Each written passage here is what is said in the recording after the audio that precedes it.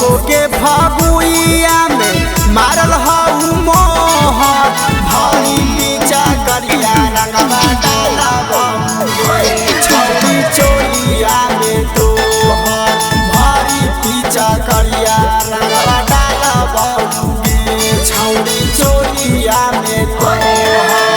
असो के फगुइया में मारल हऊ मोहर असो के फगुइया में मारल हऊ मोहर भारी पीछा करिया रंगवा डाला छौरी चोलिया में तोहर भारी पीछा करिया रंगवा डाला छौरी चोलिया में तोहर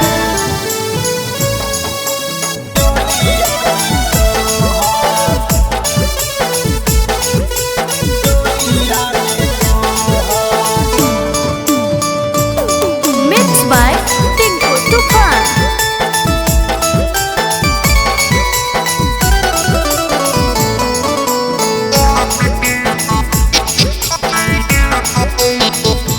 हे गे रंग रबीरा के खोल हौ महला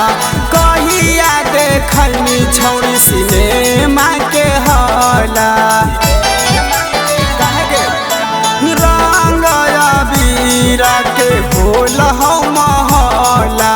कहिया देखनी छौरी सिनेमा के हला एक साल में बज जेतौ घरवा में सोहर एक साल में बज जेतौ घरवा में सोहर भारी पीछा करिया रंगवा डाला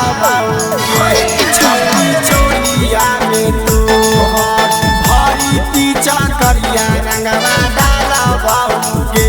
छौरी चोलिया में तोहर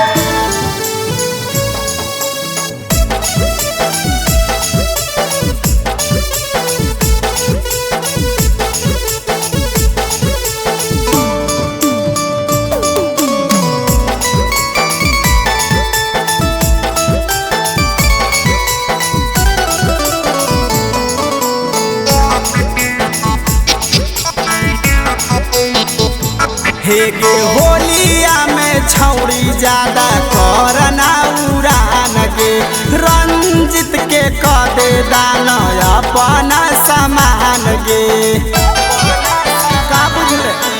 होलिया में छौरी ज्यादा करना उड़ान गे रमेश के कदे दान अपना समान गे चीटू बिहारी से न कर